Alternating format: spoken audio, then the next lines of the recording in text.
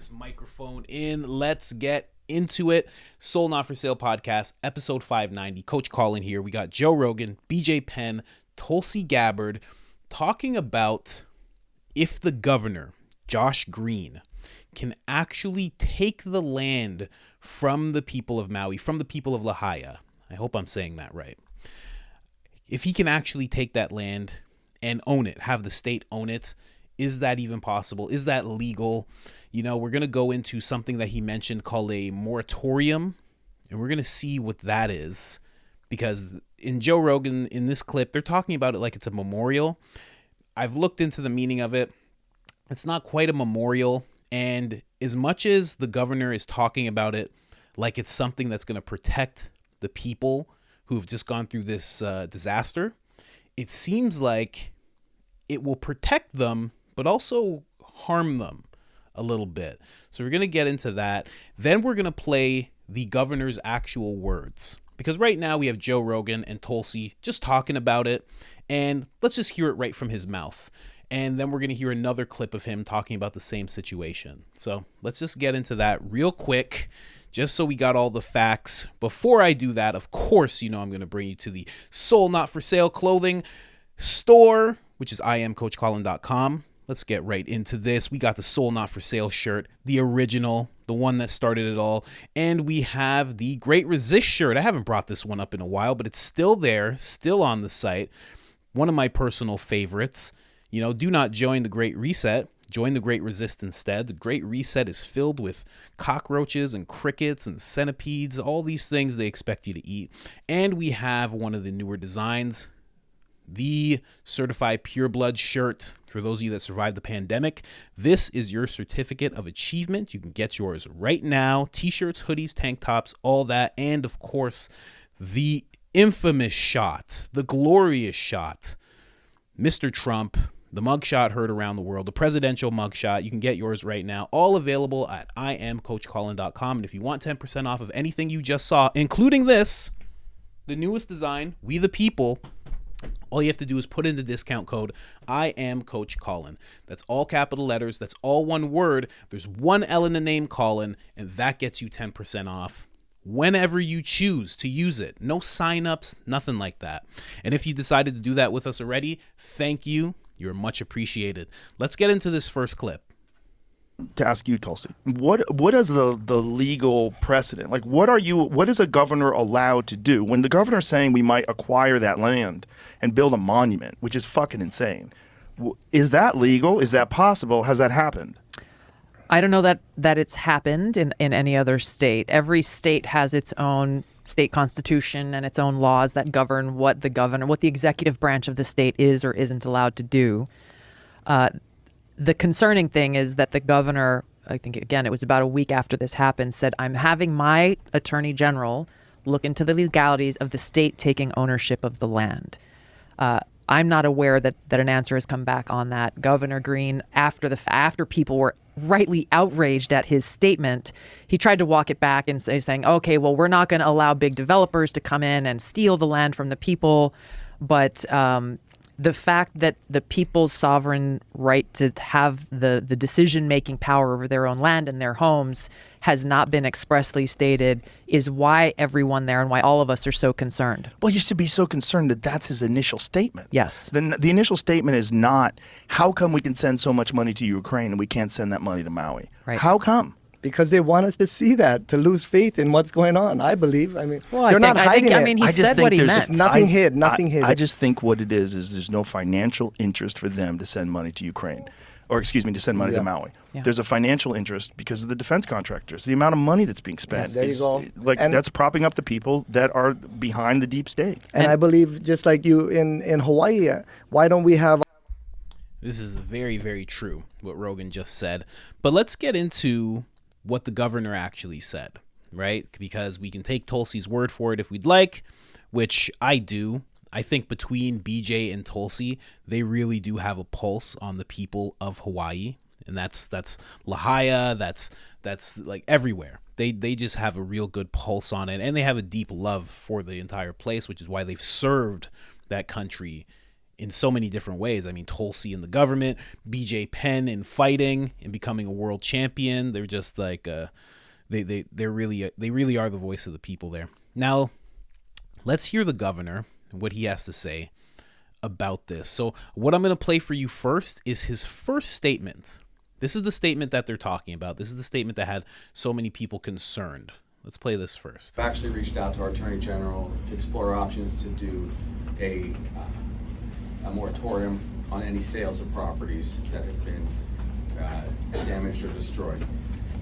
Moreover, I would caution people that it's going to be a very long time before any growth or housing can be built, and so you will be pretty poorly informed if you try to steal land from our people and then build here. So I've actually reached out to our Attorney General to explore options to do a moratorium on any sales of properties that have been. So he's saying that he's trying to put a moratorium over any sales that have happened of any property. Now, what is a moratorium, right? It's not just like a memorial. Here is the actual definition of it in regards to building. So, building moratoriums are a mechanism used by government officials or courts to bring an immediate stop to a construction project when there are concerns surrounding the project or the work being done. Moratoriums can impact both residential properties and commercial structures. So the thing about that is he's positioning it like he's helping, like he's trying to protect the people in their land. But when he just said that against any sales that have already taken place, that means there's someone who wants to sell and there is someone that wants to buy, and he's stepping into the middle and saying, no, you're not going to do that. And if you do that, you're not going to be able to build, because that's what really happens with a moratorium. You're not going to be able to do anything with the land. And then he's also cautioning anybody who tries to do it, letting them know it's going to be a long time before they're able to build or do anything on that land, which he's basically saying, hey, like, you can buy it, but I'm not going to let you build. It's not like you're not going to be able to. I'm not going to let you. And he's also saying that to the people of Hawaii. He's saying, hey, you're not going to get the bill. I'm putting a moratorium. I'm putting a stop to any construction. That's somebody who wants to try and build a resort and buy up all the land and build up some kind of resort. That's also to any residents who want to go back to where their forefathers are from, where their ancestry is from, and build their houses again. So as much as he's positioning it like it's protecting, it's also halting the people themselves from rebuilding and having a place to live, which means that they're going to have to remain displaced for an amount of time that he's going to dictate. That's not good, my opinion. You know, I don't like the idea of some developer coming and trying to buy the land and doing it when that person's in such a state of panic and such a state of poverty, not having a house, being crammed in with other relatives on other islands, whatever, what have you. That's not good. But at the same time, it's really not good that he's also stopping them from rebuilding. Blockades have sprung up where the people who own land can't even go back to where their houses are. BJ Penn, within this podcast, tells a story about an 80-year-old man who has his safe with his life savings inside of it and wants to go back to where his house is or was and see if the safe is still there, to see if his money's still there. And they wouldn't allow him. So I don't know about that. That's his first statement. We're going to go to his second statement now. Now, this is after he's received a lot of backlash. This is after the people of Maui and, news outlets, like people worldwide have kind of been like, what did you just say? What are you going to do? Because essentially, when you do this whole moratorium thing, you don't exactly own the land, but you're making it so people can't build. Which means that you don't own it, but you're kind of stepping in and saying, hey, nobody gets to do anything until I say so. I don't know if that's any better. I don't know. Let's go into the second statement that he has here. What is also of fundamental importance to us is protecting the land. Protecting the land for our local people. Some people took out of context a comment I made a day or two ago about purchasing land. That is to protect it for our local people, so that it's not stolen by people on the mainland. So I've asked my Attorney General to watch for predatory practices, and we will be embedding attorneys who are going to work pro bono for our people. Maui. This is a completely different statement, right? Like he's gone from saying we are going to start a moratorium, so to stop any kind of building, whether it be commercial, some developer, or the residents. And now he's saying, I actually just want to purchase it, which wasn't said before. I purchase it so I can protect it. And that doesn't make any sense, because even without a moratorium, even without him stepping in saying he wants to protect it, the people of La Jolla can just make the decision themselves. And a lot of them, because it's really the heart of people from Hawaii, they really don't, like, they can't be bought. A lot of them are just like, no, like, I'm 9 generations deep in this land, I'm never going to sell it. And they've been like that for years. This is on record. So I don't see why him stepping in like this is fixing anything. Why not just allow the people to say no, as they have been for years?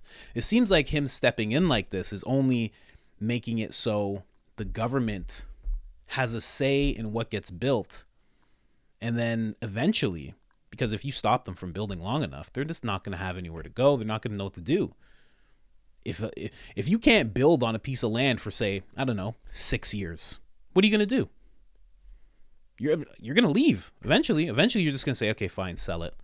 I'll sell it to this person. They'll have to wait it out because it's in a moratorium for who knows how long. I don't know. Seems interesting. Let's play the rest of what he has to say. Attorneys for Maui's people to be at our joint response centers, available to all of us. So if people have someone reach out to them to try to get their land, we will be able to get expert legal advice so that doesn't happen.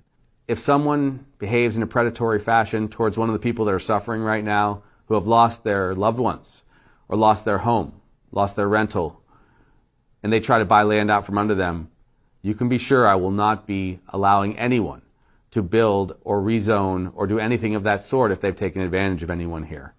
Rebuilding will be for our local people. We'll work with the world, and we so appreciate the incredible generosity. That generosity demonstrates that most, 99.999% of everyone who has watched these telecasts and this crisis unfold wants to support and love the people of Maui and Hawaii. But it's my job to look out for those who might take advantage. And that's why I make that comment specifically about protecting the land. Okay. So I kind of get what he's saying. He wants to protect it, but it doesn't really it seems like he's stepping in like a middleman. That's what it seems like. They're stepping in and they're saying no one's going to build anything unless we say so. And that's not the point of ownership of land. Whether it's sold or it's built on, when I own land, I want no one to be stepping in and saying when I can and can't build. And also, as much as it would hurt to see Hawaii get sold off even more than it's already been, whether I sell to someone or I keep it, that should be completely in their hands. And I think that's what Tulsi was talking about when she was referring to the people of Maui not having control over their land. Very, very interesting. But I just wanted to break that down because, we can listen to the podcast all day, and there was no lies told in what BJ or Tulsi said. But, you just want to kind of make sure. Let me know what you think in the comments of that, of what this guy's doing. This gentleman, Josh Green is his name, the governor of Maui, or Hawaii, governor of Hawaii, sorry. Let me know what you think of that in the comments. If you haven't liked the video already, like the video. If you haven't subscribed already, subscribe, and keep your eyes on Maui. There's a lot going on. I'd love to see how this plays out, what he actually ends up doing, because the people of Maui are kind of already set on not selling, but obviously the next thing they want to do is rebuild and go back home and go back to their way of life. So interesting. Other than that, guys, I am out.